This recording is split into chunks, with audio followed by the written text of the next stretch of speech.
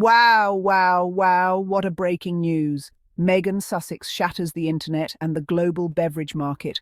Again, her latest rose wine sold out in just 1 minute. It's over. And the demand? Higher than ever before. The world had barely caught its breath from the first wave of Megan Sussex's lifestyle revolution when she did it again. Bigger, faster, and even more breathtaking. At exactly 12 p.m. GMT, Meghan's highly anticipated second rose wine under the Asava label hit select digital shelves. And then, as if by magic, at 12:01 p.m. GMT, it was over. Gone. Completely sold out. In 1 minute. What happened in those 60 seconds wasn't just a launch. It was a global cultural moment. A collision of elegance, entrepreneurship, femininity, rebellion, and taste. And once again, Megan Sussex stood at the epicenter, not as a duchess tethered to titles, but as a visionary woman rewriting the rules of luxury and influence on her own terms. Social media platforms buckled under the traffic. Sold-out screenshots flooded Twitter and TikTok. Wine connoisseurs gasped, fans screamed. Meghan's name trended worldwide, and those who were lucky enough to snag a bottle knew they were holding not just a drink, but a piece of modern history. The Asava story didn't begin in a boardroom. It began with a dream, one rooted in sunshine, in soil, in intention. Megan Sussex, already a fashion icon and humanitarian, wanted to create something personal, something that symbolized rebirth, reflection, and renewal, something that could be held in hand, shared in celebration, and remembered in taste. The name Asava, a poetic twist on forever, captured this perfectly. It was about permanence in a fleeting world, a sip of grace in a storm of chaos. And Meghan wasn't just a face on a label.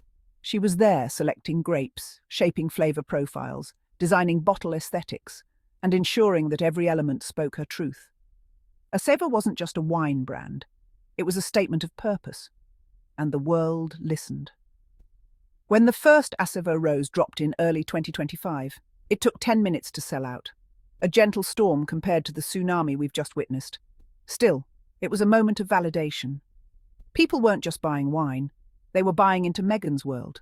A world where softness is strength, where taste is storytelling, where elegance walks with integrity.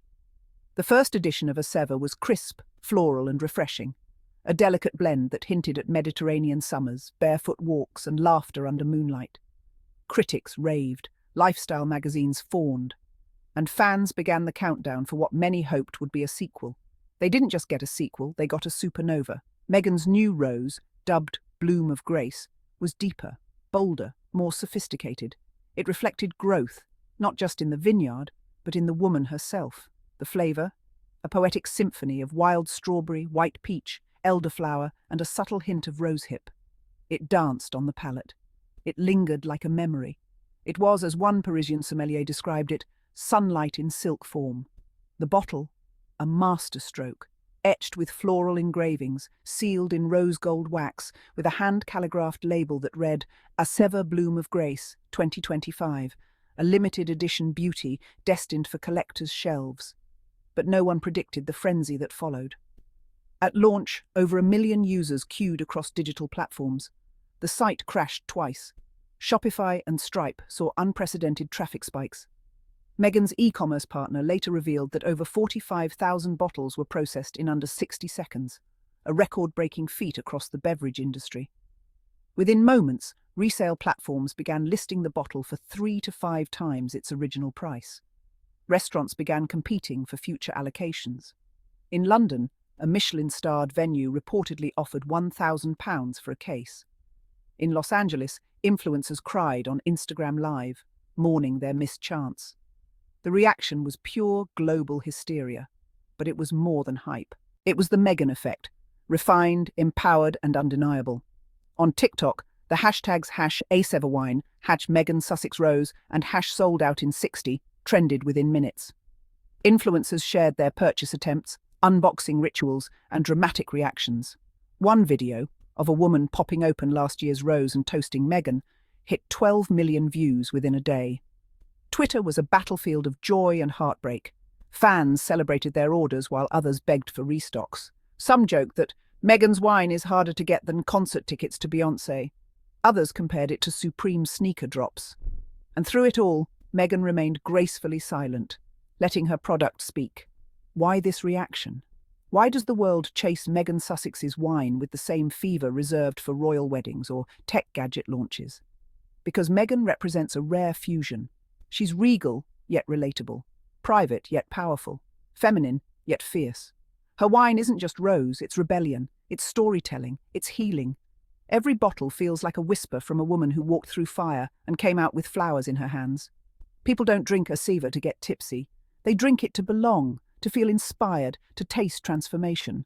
Analysts are already calling Megan Sussex the most disruptive brand leader of the decade. With just 2 rose drops, she has outperformed legacy wineries, ignited conversations in the beverage industry, and redefined how women entrepreneurs are viewed in the luxury space. Asava is not a side hustle, it's a power play. The first edition grossed approximately $2.8 million in under 10 minutes. This new edition, early estimates suggest $4.5 million in 1 minute, not counting resale, press syndication, or future licensing deals. And this is just the beginning. In Cape Town, a wine bar played Meghan's favourite jazz as they toasted to her success. In Tokyo, a florist recreated the bottle's label using peonies and hydrangeas. In Toronto, fans gathered at brunch to drink last year's rose and relive Meghan's journey from actress to duchess to global tastemaker. One fan in Brazil wrote, "Meghan's wine reminds me to hold my head high, to be soft and strong. She doesn't just sell us wine, she gives us wings." These aren't consumers. They're a movement. Insiders whisper that Meghan is exploring other varietals, a crisp Sauvignon Blanc, perhaps even a luxurious Pinot Noir in time for winter. There's talk of exclusive tasting rooms in Santa Barbara. Some speculate a boutique vineyard experience in Tuscany, invitation only.